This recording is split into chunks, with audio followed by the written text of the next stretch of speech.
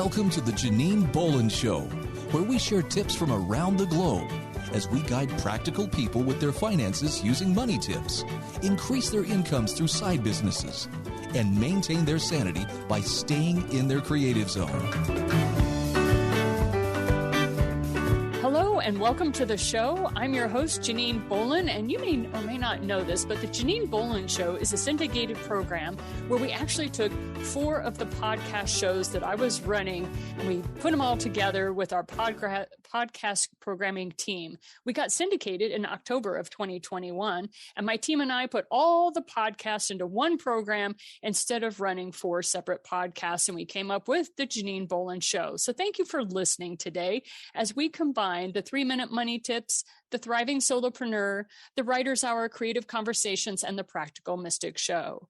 Today, we are going to be highlighting one of 99 authors that we will be interviewing this year. Basically, we wish to receive their guidance and perspective on how to get your message, your story, and your life purpose out into the world. And maybe you're even trying to write that memoir for your grandchildren. We're here to help you. Many of you have been told you should write a book about your life experience. Well, these 99 authors that I will be interviewing over the course of this next year were prompted to write their stories as well.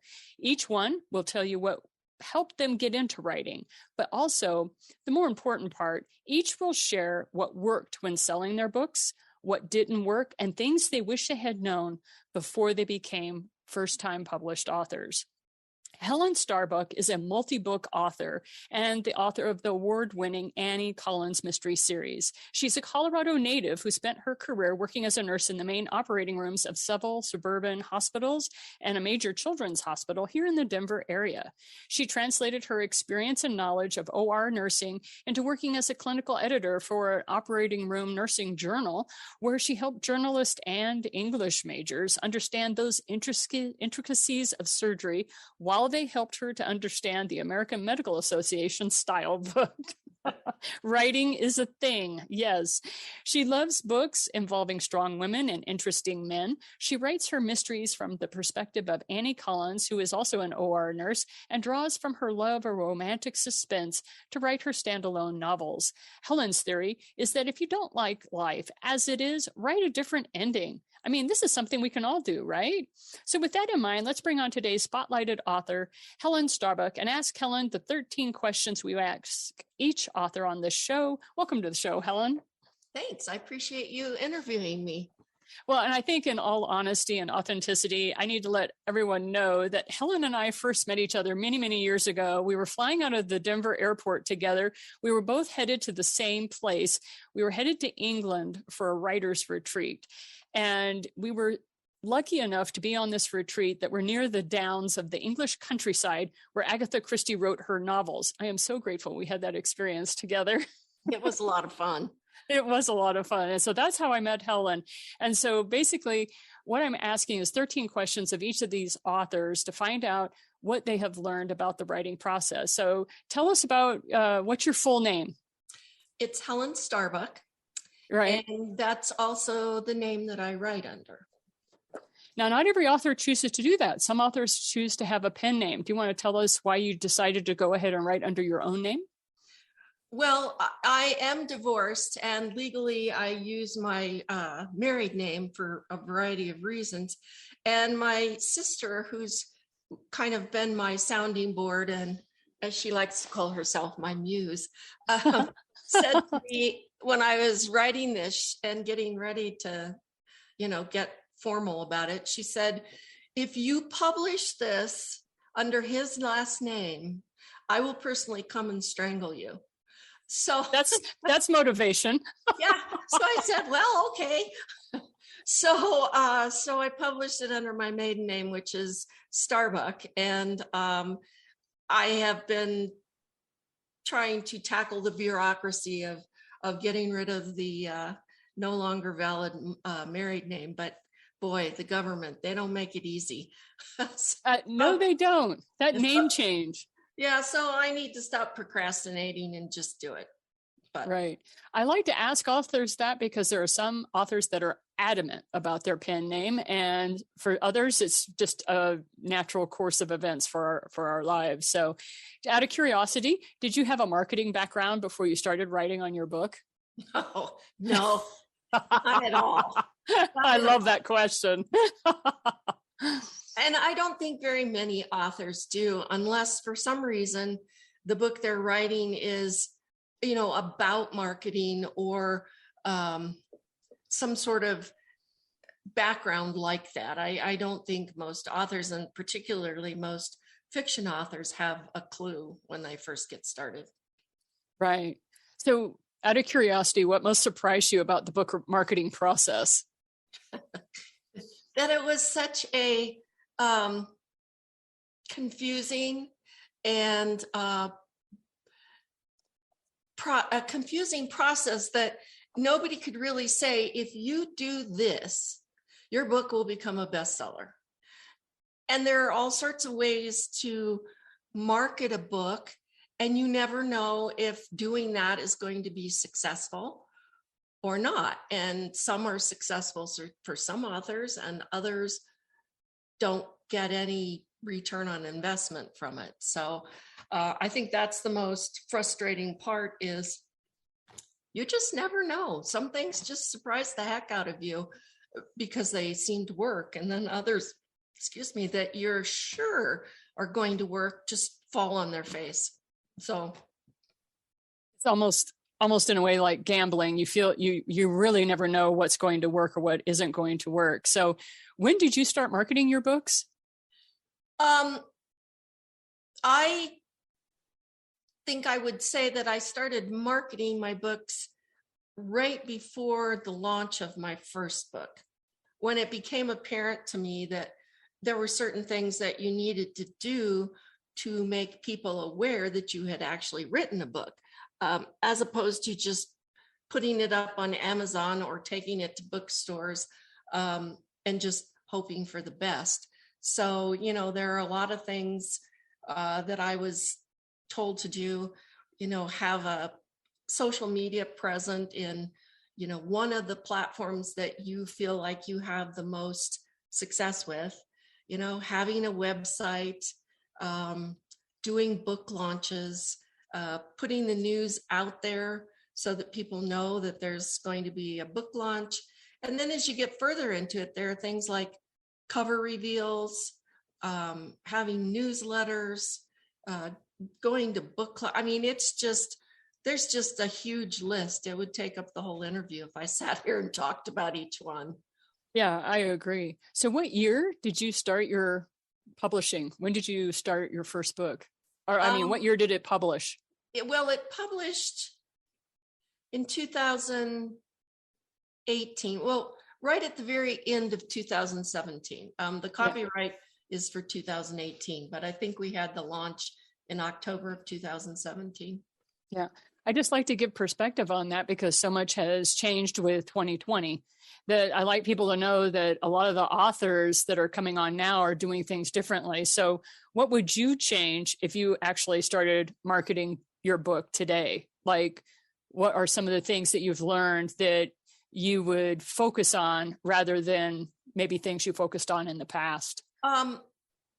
Well, I have at the moment, a fairly decent sized newsletter group that have signed up for it. And I would start with my newsletter and on social media, hyping the fact that a new book's coming. I'd share little bits and pieces of the book that are at the point where I know they're going to stay in the book and, whatever, to the people on my newsletter first and then on social media. I would do cover shares once I got a cover that was finalized. And so I would start a lot sooner. I would start probably 6 months before the book was projected to come out. And once I had a finished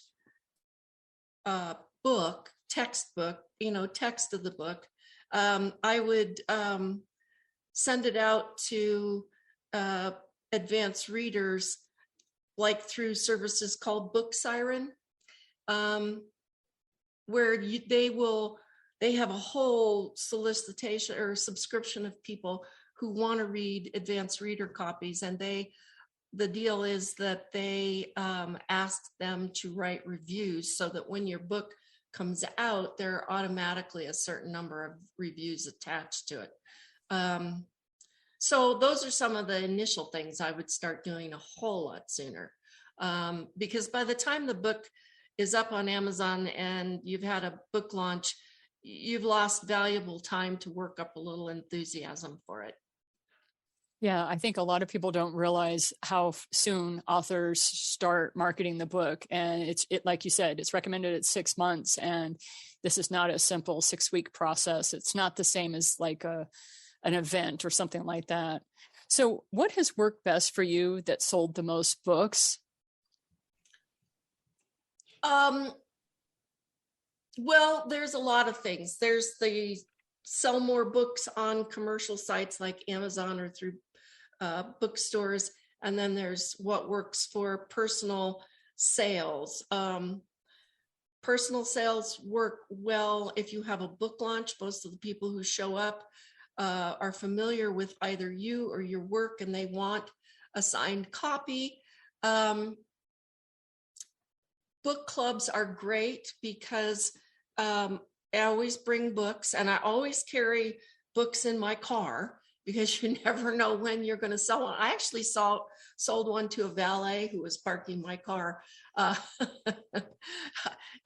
still tickles me, but at any rate, and book fairs are a good way to sell copies yourself. You actually make more money that way, but it's a fairly small audience. And so as far as the online sales and bookstore sales, some of the things that have worked really well for me to drum up some enthusiasm and get what they call read through. In other words, somebody reads your first book, if it's a series or even if they're standalones, and they like it well enough to read the rest of your books that follow. And that's using sources like FreeBooksy and Book Gorilla and Fussy Librarian to do free ebook giveaways. And especially if you're in Kindle Unlimited with your books through Amazon, you don't make any money giving those books away, but you make money for every page that is read. And I don't know how Kindle tracks this. It's kind of Big Brother-ish, but with ebooks, they know how many people have read, how many pages people have read in your ebook. And so you get paid a certain amount for that. Now, it's not a lot, but it kind of makes up for giving the books away. And you get a lot of downloads. My first book got 6,000 ebook downloads. My last book got almost 4,000. And that translated 4,000 ebook downloads translated to $125 in royalties. So, and that's good marketing because it hopefully gets you people who may not know you and who like your books and keep reading. The other ways to get readers to sign up for your newsletter and also to read your other books is to do the advanced review copies like through Book Siren. And that introduces you again to an audience who, because their audience is so huge, a lot of them don't know you. So that's a good way to get yourself out there and pick up some new readers. So I think those are the two things that have worked best for me. Word of mouth is huge. So if you can go to book clubs and book fairs and you can nicely prod your faithful fans to recommend your book to other people and to go on Amazon and Goodreads and BookBub and leave a review. Those two things are huge. Reviews are crucial, especially to Amazon, to get Amazon behind promoting your book. So, I guess those are the main things that I would always do. Right. And then share with us the flip of that coin, which is, what process did you try? And it was just an epic failure, because every author has those stories, right? Every single one of us. It was an absolute abysmal failure. And you turn to your fellow authors and you go, whatever you do, don't do this. I've spent the money. It's not worth it. And that's the value of people like yourself. Well, without saying the name of the company, there's a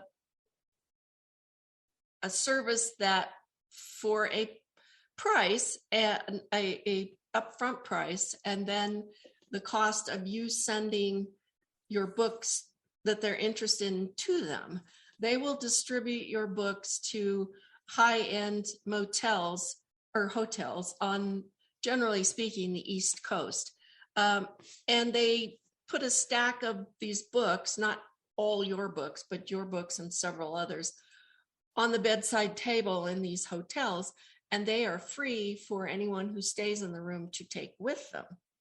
And so the thought is that they will take your book while they're on vacation, and they'll read it, and they'll take it home, and if nothing else, they may donate it, and somebody else reads it and likes it, and then checks you out and goes back and reads your other books. That was a huge flop. And I have heard other people say that it worked well for them. And I do think it depends on your genre.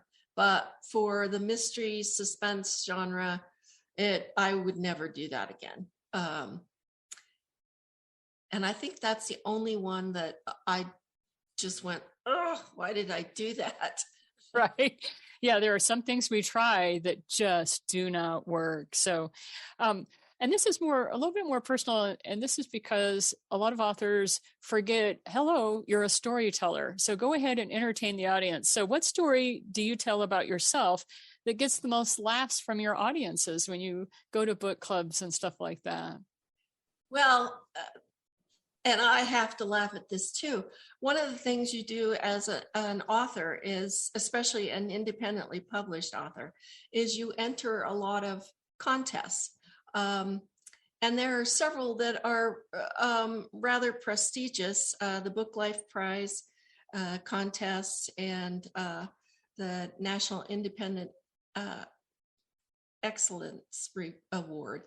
And so I had entered sort of a scatter shot of contests, and these usually take anywhere from 6 weeks to several months before you ever hear. So I entered them, and it almost immediately left my brain. And I got this email from one of the contests, and it said, "Thank you so much for entering your book. We loved it, but we were just overwhelmed with entries, and your book didn't win this time, but please consider submitting again." And my first thought was, I don't remember submitting a book to this contest. And then I thought, well, if I don't remember this, maybe I ought to go check. So I got out the little list that I had written down, and there was one that I should have heard about a month or so previously. So I went on their website thinking, well, I didn't hear from them, so it probably didn't win anything, and discovered that my book had won the mystery category. And it's a fairly big contest, so I was just blown away. And the funny thing is, I didn't believe it. I saw my book cover on their site, and I sent the person I had connected with to submit the book and said, okay, so I didn't hear anything from you guys, and I see my book on your website. Did it really win? And she was like, oh my God, yes. She said, I'm so sorry. She said, you didn't get the email? And I said, no. But I said, my email automatically, after a certain period of time with spam, which I said it might have gone to, it just deletes spam after 30 days. So I said, maybe it came in and I just didn't see it. So that's my funny story. I entered a contest and won it and didn't even know about it. Didn't even know that I had won that entry. Exactly. So one of my favorite questions to ask authors is, what's the biggest change you've seen in yourself since you started marketing your book? I think the biggest change is being able to say, I'm a published author. I've published, 6 books, and say that without being hesitant or reluctant or even embarrassed to say that. So it's being able to put yourself out there, and not say, well, I used to be, an operating room nurse and an editor, and now, I write books. Almost as an aside. Yeah, exactly. And you really have to be willing to put that up front. I had a friend, we were at a get together, and somebody said to me, so what do you do? And I said, well, I'm an author. And she stepped in and said, no, she's a published, award-winning author. And I looked at her like, shh, hush, and she took me aside later and she said, you need to stop that. She said, you need to tell people. And I was like, well, yeah, I guess I do. So, that was really hard, and I've become much more comfortable. And the other thing that's really, really hard is when you cold call an expert on something that you need an answer to. It is extremely hard to say, I'm writing this mystery and I need some input from you about what happens when something like this happens. Because it's kind of like, oh my God, they're going to think I'm some flake. So I've gotten a lot more comfortable doing that. That's one of my favorite stories from the fictional authors that I get the privilege of being able to chat with at this level, is the fact that so many of them will say, yeah, and then I had to call this minister and say, what do you do when? Because Exactly. they had no life experience. So they weren't going to write about something that they had no life experience on. Exactly. Well, with all that, so what are your top 5 tips that you would give authors when they're selling their books? Well, I think any author, whether they write fiction or nonfiction, has to know who their audience is. And you find that out in various ways. For example, my audience tends to be women. Most men read thrillers as opposed to mysteries, suspense. Most women read mysteries and suspense and aren't real big on thrillers, the Jack Reacher, the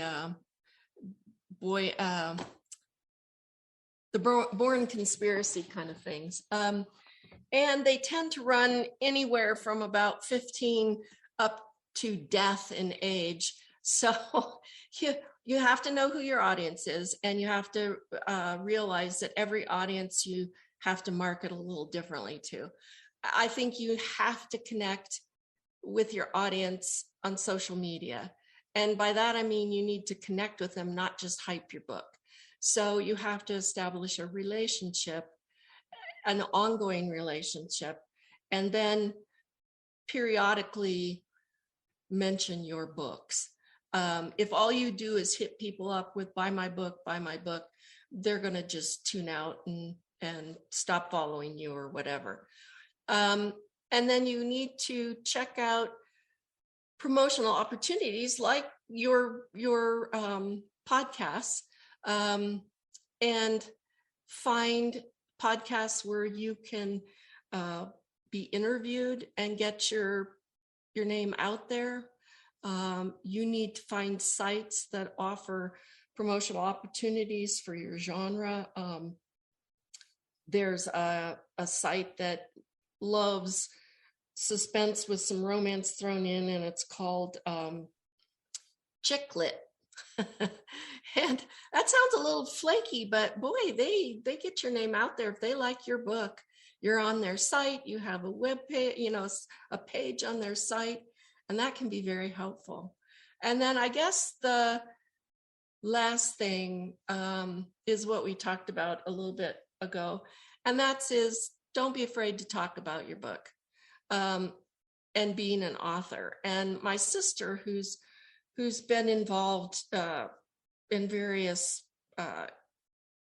connections with Disney and other things, and runs a business that relies heavily on promotion. She said to me with the first book, she said, you have to figure out an elevator pitch. And I said, what is that? And she said, well, in Hollywood, if you're pitching a story and you get on the elevator with a producer, you have to be able to tell them what your story is about in 3 sentences, because they don't have time to listen to, and then this happened, and then that happens. And so she said, you need to think about how to market your book in 3 sentences. I said, I don't think I can do that. She said, yeah, you can. She said, take some work, but so I finally came up for the first book with friends change, love betrays, and the end results are never what you expect. And ooh, nice. It was just short and sweet, and I could do that in an elevator. And, it's, and with the last one, it was, let me see here, mistakes, regrets, and murder. And you're getting down to one word. Yeah, and so then one of the things I've done in advertising on social media is to say an old flame, a dead husband, and a compromised cop. What could happen? What could be any worse? And that's gotten a lot of traction. So you just have to figure out a way to put yourself out there and make your being out there appealing to people enough that they will look at your book online, or they will pick it up in a bookstore and go, this looks kind of interesting. So those are my 5 tips, I guess. Wonderful. And thank you for sharing your years and years of experience as you have learned to market not only a series, but also standalone. So let's travel back in time, and you're promoting your very first book of Annie Collins, The Mad Hatter. Okay. And you're sitting there getting ready to do that. What is the one thing that you would say you most misunderstood about what it meant to be an author? I didn't understand how much work it would take. I kind of thought, well, I've told people before, writing a book is easy. Getting people to buy it is like being Sisyphus, you just keep pushing that rock up the hill, and then you turn around and think you're done, and it rolls back and crushes you. And welcome to your Greek metaphors, ladies and gentlemen. Exactly. And then, the other thing that a lot of editors, particularly independently published ones, just don't get, and it's a matter of cost. I will be the first to admit that, but you have got to have an editor, and you've got to have a proofer, and these cannot be family members or good friends. And if it's your very first book, you need a developmental editor who can take your book and say, man, you've got a plot hole here that a bus could fall into, or this doesn't make sense, or where are you going with this? Or you don't need this entire section. And that may be hard to hear, but it is crucial. It is absolutely crucial. And as you get better at it, you may not necessarily need a developmental editor, but you still need an editor. And it's expensive, but you need that, and you need a good cover designer, because as much as the saying is, don't judge a book by its cover, that's what people do. They see your cover and it intrigues them, and they pick the book up, or they click on the read more on Amazon. And once you get them to that point, the chances that they will actually buy your book have gone up significantly. If you can't get them to pick it up or click on the more info bit on Amazon, you're not going to make a sale. So those are the things I would say. Thank you. Yeah. And we're going to finish on a positive here. What's the primary thing that has been the biggest reward for you as an author?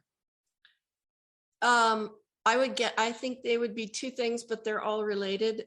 Getting some amazing reviews from independent review sources like Kirkus, like the Book Life Prize, and then person to person hearing people say they love my books, and people saying, when's the next one coming out? And it's like, this one just came out. Give me a chance. I mean, it took Diana Gabaldon 7 years between her previous book and her most recent book, and people were just frothing at the mouth. But sometimes they take a while, and you thank God you want to read them, but realize that they don't just spring fully born out of my head. It'd be nice if they did. Wouldn't it? Yeah, it'd be great. It'd be great. It would be fabulous. So thank you so much for your time today, Helen. I appreciate it so much. Oh, you're welcome. I enjoy talking about this kind of stuff because I think we need to help each other. And your fellow authors are not your competition, they're your comrades. And if you help them, they will help you. And I think that's important. We read each other's work all the time.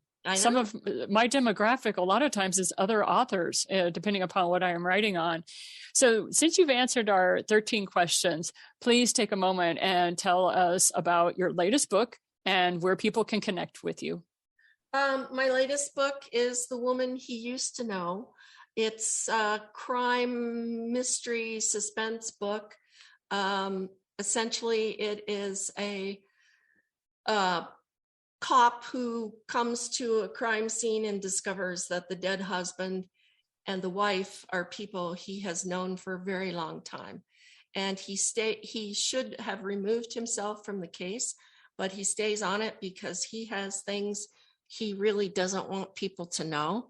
And so the question is, is she guilty, and does he care? And how is he going to manage this? And what's he going to do if it turns out she killed the husband? So that's kind of it in a nutshell. Dun, dun, dun. Stay tuned, ladies and gentlemen. And where can people connect with you? What's the best way? I have a website. It's helenstarbuck.com. And I'm on Instagram and Facebook primarily. Again, Facebook is Helen Starbuck-author. And the Instagram is at Helen Starbuck. I am on Twitter, but I don't use it very much. That one's Helen S, as in Sam, Starbuck. But, people can connect with me there if that's their chosen source of social media. Okay. Thank you so much. We really appreciate you being a spotlighted author today. Well, I appreciate the opportunity. Thanks. You betcha. And this is Janine Bolon signing off with you today. And all of us here at the 8 Gates that produces the Janine Bolon Show wish you a wonderful week. And we encourage you to get your message, your story, or your knowledge out into this world and make it a better place, just like these authors are doing for the newly published authors that are coming along behind them. We'll see you again next week. And until then, keep sharing what you know with others. Keep shining that light that is so quintessentially you. And don't forget to go out today and do something for yourself that is fun. See you next week. Thank you for listening to The Janine Bolon Show. Be sure to subscribe to our show notes by going to thejaninebolonshow.com, where you'll find additional resources as well as the opportunity to sign up to receive our program in your email each week. Be sure to visit our sponsor at the8gates.com.